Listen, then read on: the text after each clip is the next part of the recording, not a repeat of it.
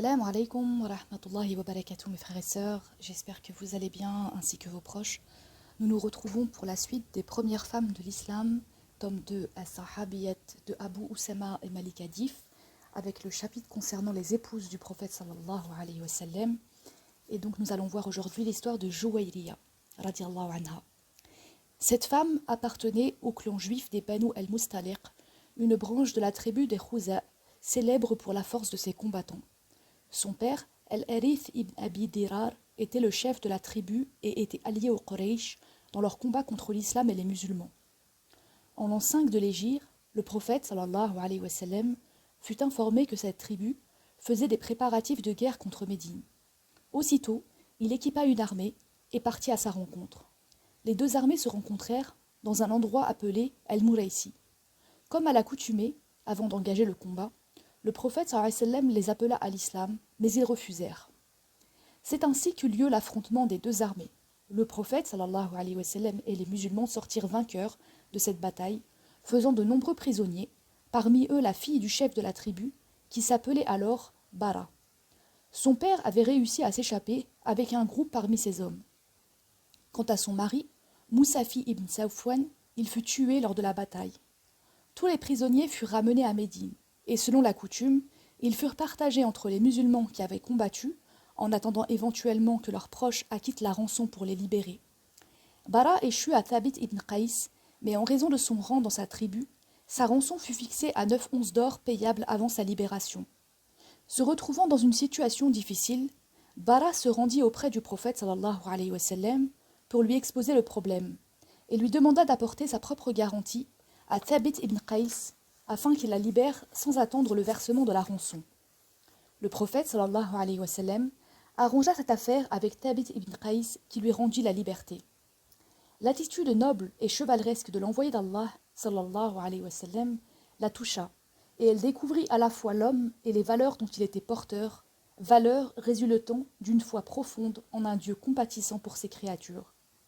Elle embrassa l'islam et décida de rester à Médine au milieu de ces gens au noble comportement. C'est alors que le prophète sallallahu alayhi wa sallam lui proposa de l'épouser, ce qu'elle accepta sans hésitation.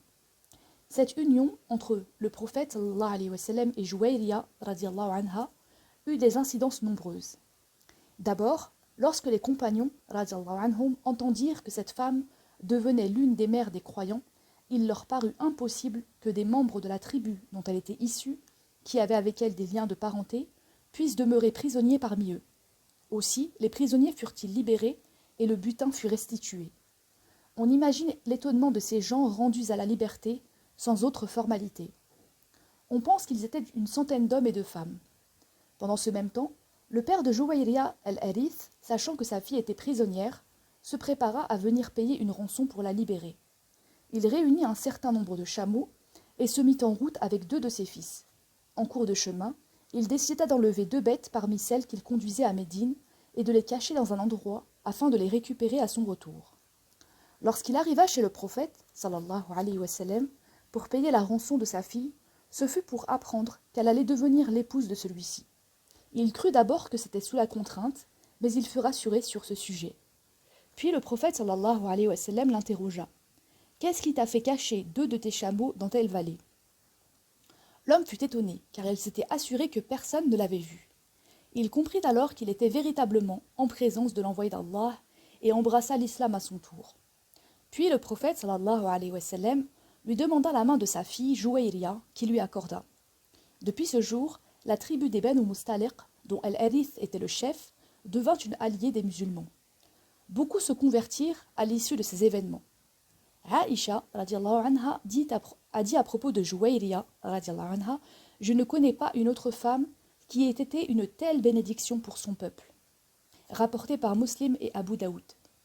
Juwayriya fut installée dans un des appartements de la maison du prophète sallallahu alayhi wa sallam, et on nous rapporte qu'elle vécut en bonne harmonie avec les autres épouses radiallahu anhum.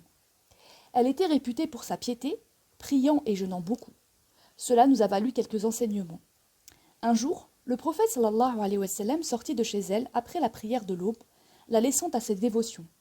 Lorsqu'il revint, après le lever du soleil, il la retrouva dans la même position. Il lui enseigna « Je vais t'apprendre des paroles qui égale dans la balance tout ce que tu as dit. Gloire et louange à Allah, autant que le nombre de ses créatures, que sa propre satisfaction, que la pesée de son trône et l'étendue de ses paroles. Rapporté par Muslim et Abu Daoud. Un autre jour, plus précisément un vendredi, elle était en état de jeûne, et le prophète sallallahu alayhi wa sallam le sut et l'interrogea. « As-tu jeûné hier ?»« Non, dit-elle. »« Jeûneras-tu demain ?»« Je n'en ai pas l'intention. » Il conclut « Alors mange. » Le but était de signifier que l'on ne doit pas jeûner le vendredi isolément, mais que l'on peut jeûner le jeudi et le vendredi, ou le vendredi et le samedi. Cela ne concerne évidemment pas le jeûne de Ramadan. Après la mort du prophète sallallahu alayhi wa sallam, elle vécut dans le respect et la considération des compagnons. Elle se rendit à la Mecque pour y accomplir les rites du pèlerinage, puis revint dans sa maison où elle poursuivit ses actes de dévotion. Elle refusa de participer à la vie politique, restant en retrait. Toutefois, elle essaya de dissuader Aïcha d'intervenir dans le conflit entre Ali alayhi salam et Muawiya en se rendant à la bataille du Chameau. Nous savons que Aïcha radiallahu anha s'entêta et partit malgré les recommandations de Juwayriya, ce qu'elle regretta plus tard. On nous rapporte que, après l'assassinat de Ali, elle demeura chez elle et n'en sortit qu'en cas de nécessité absolue. Âgée d'environ 70 ans et semble-t-il malade, elle rendit l'âme en l'an 56 de l'Hégire. C'est le gouverneur de Médine, Marwan ibn al-Hakim, qui dirigea la prière et elle fut enterrée dans le cimetière d'Al-Baqi auprès de ses compagnes. Que Allah soit satisfait de Juwayriya, mère des croyants. Dans le prochain chapitre, Inch'Allah, nous verrons l'histoire de Ramla bint Abi Sufyan. Il s'agit donc de Habiba, radiallahu anha. Wassalamu alaikum wa rahmatullahi wa barakatuh.